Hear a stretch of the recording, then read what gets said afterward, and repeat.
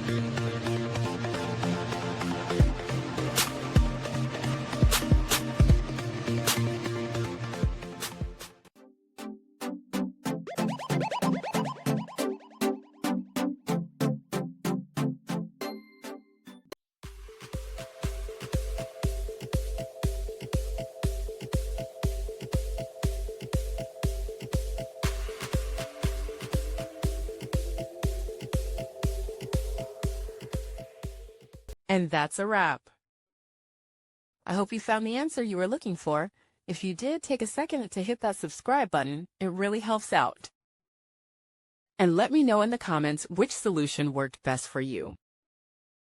See you next time in the debug zone.